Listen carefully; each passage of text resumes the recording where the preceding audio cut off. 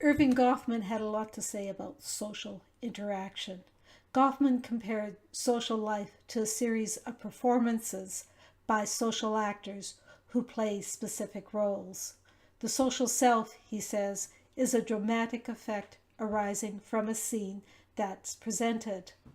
All our performances, according to Goffman, have front stages, back stages, and outsides. For example, in a classroom, the front stage is the classroom itself, and the teacher is performing for an audience. The backstage may include where that teacher goes to prepare for the class, or in terms of interacting with his or her colleagues or with the dean or the provost. And outside has nothing to do with this performance in the classroom, but is what happens outside of the classroom, completely outside of any situation that's involved with being a teacher.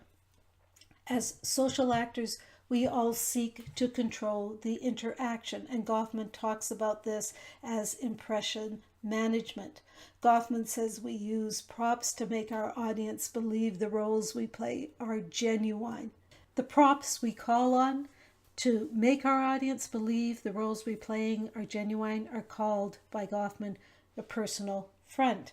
For example, a physician may use the props of a stethoscope and a white coat to convince the patient that he or she is actually playing a genuine role, that he or she is actually legitimately occupying the role of physician. Goffman had a lot to say about interaction rituals. For Goffman, those of us involved in interaction rituals use symbols to promote a sense of shared purpose among members of the group. For an interaction ritual to take place, there have to be at least 2 or more persons present. There have to be clearly defined roles for those people present, and clearly defined insiders and outsiders.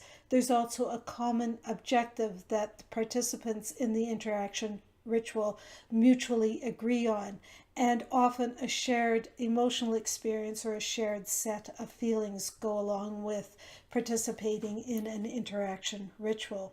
Goffman uses the concept of line as an important aspect of an interaction. A line is what an individual does or says to convey his understanding of and perspective on what's going on in the interaction. Face is another concept Goffman uses. Face is the positive social value an individual claims for himself or herself on the basis of the line he or she is espousing in the interaction. The line that they're espousing, in order to maintain face, an individual has to engage in face work. Goffman says face work is used in order to maintain the expressive order of events that are occurring in the interaction. That is to make sure that whatever is happening keeps the line that the individual is adopting in good standing with others and keeps it consistent. Successful interactions depend on the face or faces that an individual presents and that are allowed by others around them. The lines that they choose and how well the expressive order is in upholding by everyone involved in the interaction.